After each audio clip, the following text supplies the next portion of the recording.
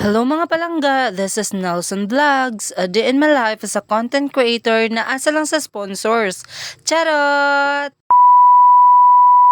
Nandito nga ako ngayon sa school mga palangga dahil nga may klase kami. Galing nga kami sa library mga palangga kasama yung classmate ko dahil gumawa nga kami ng research paper namin. And honestly speaking mga palangga, hindi talaga ako nakapagtanghalian ngayon kaya dali-dali talaga akong pumunta sa kantin para bumili ng pagkain. Tuwang-tuwa nga ako mga palangga nung nakarating na kami sa may kantin dahil konti lang talaga ang tao. Bali bibili lang pala talaga ako ngayon ng biskwit mga palangga para kahit papano may laman yung tiyan ko. Nagpapasalamat nga talaga ako mga palangga dahil may natira pang pagkain kaya makakabili talaga ako ngayon. Meron pa nga silang natirang bihon at spaghetti mga palangga at kung ano-ano pa. Tinapay sana ang bibilhin ko mga palangga pero dahil hindi nga talaga ako mahilig sa tinapay kaya nagbiskwit na lang ako. Nakaupo na nga kami dito mga palangga at kumain na kagad dahil nga gutom na talaga kami. At sa tunay lang talaga mga palangga, nagpo-problema talaga kami sa research kasi hindi pa nga kami tapos. Malapit na nga yung final examination namin mga palangga kaya kailangan naming matapos yung research namin. Dahil nga kailangan talaga namin mag-conduct ng research mga palangga kasi mahirap na baka hindi na namin maipasa. Huy, OA. Kaya dapat next week mga palangga tapos na yung research namin para makapag-conduct na kaagad kami. Sa mga followers ko pala na nagtatanong kung anong grade na po ba ako. Sa katunayan nga mga palangga, third year college na po talaga ako. Kaya hindi talaga basta-basta ang level na to mga palangga kasi mauubos ka talaga. Hala, OA. Pero wala ka talagang choice mga palangga kundi lumaban. Huy! At sa puntong ito mga palangga, meron pa pala kaming klase niyan. Kunwari nagte-take note at nakikinig pero sa tunay lang po hindi. Huy! OA. Pero after niyan talaga mga palangga, nag-quiz kami. At dahil nga uwian na namin mga palangga, dumiretso na kaagad kami dito sa tindahan ng mga banana Q dahil bibili nga kami. Shout out nga pala sa mga classmate ko. Huy! Pero sa tunay lang talaga mga palangga, isa lang bibilihin ko dahil nakakain na nga ako kanina ng biskwit. Hala, nag-explain. Pero sa tunay lang talaga mga palangga, patay gutom po ako. Huy! Nakauwi na nga ako sa boarding house mga palangga at nagbihis na kaagad ako ng damit. At after ko nga magbihis mga palangga, biglang napansin ko talaga yung saging na hinog na talaga yung bigay ni tatay. Kaya dali-dali ko talaga kinuha mga palangga para mabuksan ko na kaagad. At ayun na nga mga palangga, naluto na nga yung iba pero may mga hilaw pa talaga. Kaya hindi na talaga ako nagpatumpik-tumpik pa mga palangga kaya binuksan ko na talaga kung ilang piraso talaga ang may luto. Medyo madami naman yung naluto mga palangga pero hindi pa nga lahat ay luto. Natutuwa nga ako dyan mga palangga kahit nga sobrang init, masaya pa rin ako. Masaya talaga ako mga palangga dahil nga naluto na yung tinago kong saging. May isang piraso nga siya mga palangga na hindi pa nga totally luto. Kaya binalik ko na lang siya agad mga palangga para maitago ko nga ulit. Pagpasensyahan nyo nga po ako mga palangga dahil nga sobrang ingay ng background ko. Paano ba kasi mga palangga sobrang dami ng manok dito malapit lang sa boarding house namin kaya sobrang ingay talaga ng mga manok. Hindi na nga talaga ako nagpatumpik-tumpik mga palangga kaya tinikman ko na talaga ang saging. In fairness, masarap po talaga siya and salamat tay dahil binigyan mo ako ng saging. Dahil sa katunayan nga mga palangga, binigay lang to sa akin ng saging. After ko nga kumain ng saging mga palangga, lumabas na kaagad ako para uminom ng tubig. But anyway mga palangga, dahil nga patapos na ang video na to, nais ko po sanang magpasalamat sa mga taong patuloy na sumusuporta sa akin. So paano ba yan mga palangga? Hanggang dito na lang muna. Hanggang sa susunod. Paalam!